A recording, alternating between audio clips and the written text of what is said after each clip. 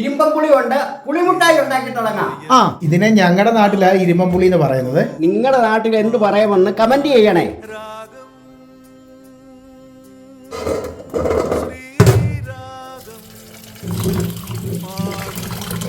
ഏമന്മാരെ രണ്ടായിട്ടൊന്ന് പൊളക്കണം.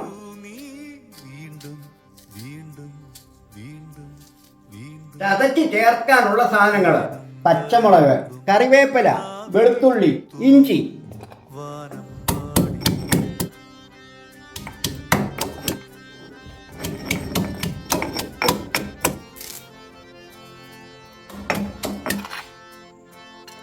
വെള്ളം ഒഴിക്കുന്നേ, ഇരുമ്പമ്പുളി ഇട്ട് കൊടുക്കാം.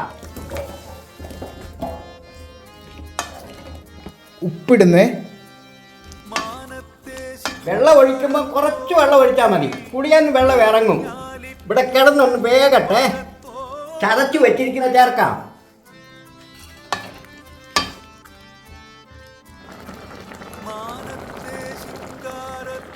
ശർക്കര ഇട്ട് കൊടുക്കാം.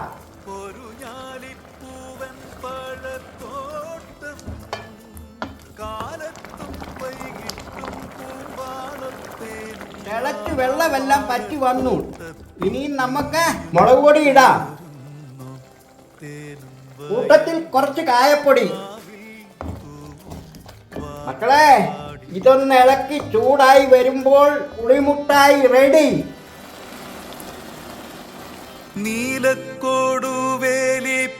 ഇഞ്ചിയുടെ ടേസ്റ്റ് കിട്ടുന്നുണ്ട്, അത് കൂടാതെ വെളുത്തുള്ളിയുടെ രുചി കിട്ടുന്നുണ്ട്. ഇതിനേറെ പറയുന്നു കറിവേപ്പിലയുടെ ടേസ്റ്റ് വരെ കിട്ടുന്നുണ്ട്. പാകത്തിന് എരിവ്, പുളി, മധുരം.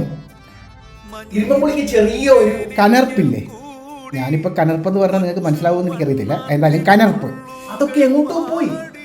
ഇരുമ്പുളിയില്ലേ, ഇടയ്ക്ക് കടിക്കാൻ കിട്ടുന്നു. അതാണ് ഇതിൻ്റെ ഏറ്റവും വലിയ ഹൈലൈറ്റ്, അല്ലെങ്കിൽ രുചി. കൂട്ടത്തിൽ ഇഞ്ചിയും കിട്ടുമേ. കുഞ്ഞുങ്ങൾക്ക് ഒരുപാട് ഇഷ്ടപ്പെടും.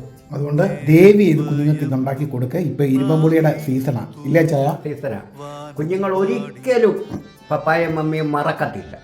ആ ടേസ്റ്റ് എത്ര വളർന്നാലും അവർ പറയില്ല. അതുകൊണ്ട് മാക്സിമം ആൾക്കാരുടെ ഇടയിൽ ഇത് ഷെയർ ചെയ്ത് കൊടുക്കുകയും വേണം. കാരണം ഇത് മസ്റ്റ് ട്രൈ ആയിട്ടുള്ള റെസിപ്പി ആയതുകൊണ്ടാണ് ഒരുപാട് ഇഷ്ടപ്പെട്ടെ. അടിപൊളി.